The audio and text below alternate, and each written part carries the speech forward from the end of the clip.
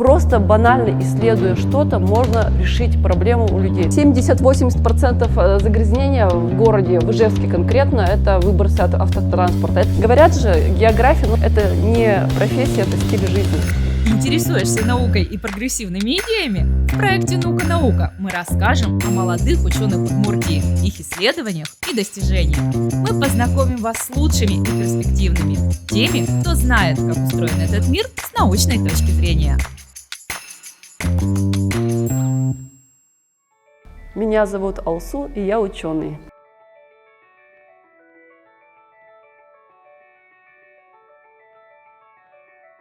Я работаю на кафедре экологии и природопользования Удмуртского государственного университета. Кафедра занимается исследованием состояния окружающей среды, влиянием промышленных объектов на ее состояние, выработкой рекомендаций по снижению этого воздействия.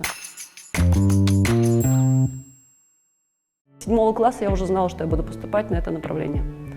У меня, в отличие от многих случайно пришедших, вот как-то целенаправленно шла в это. Просто банально исследуя что-то, можно решить проблему у людей. То есть это тоже спасатель. Мы не можем жить без пищи месяц, не можем жить без воды неделю, не можем жить без воздуха сколько? Максимум 10 минут. Атмосферный воздух, никто у нас сейчас не ходит с противогазами. То есть эта проблема существует, и мы, это статистически опять же доказано, детская заболеваемость на 80% предопределяется загрязнением атмосферного воздуха. У взрослых, конечно, пониже, потому что образ жизни оказывает влияние и вредные привычки. Атмосферный воздух очень актуальная проблема для городов, категорически актуальная.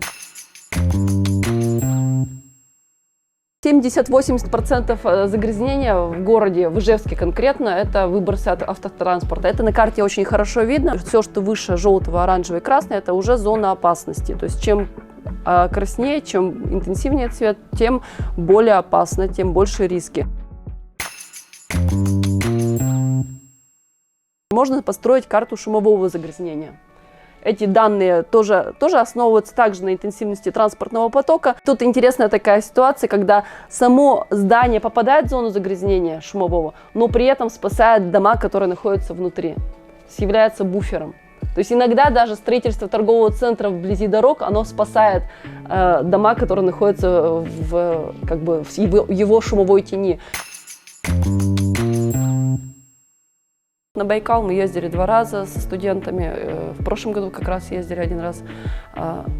Алтай, Карелия, Урал, Кавказ несколько раз, то есть Казахстан, Саяны, то есть география очень большая. Вся прелесть этого географического направления в полевых условиях. Говорят же, география, и экологию я туда же отношу, это не профессия, это стиль жизни, это мировоззрение.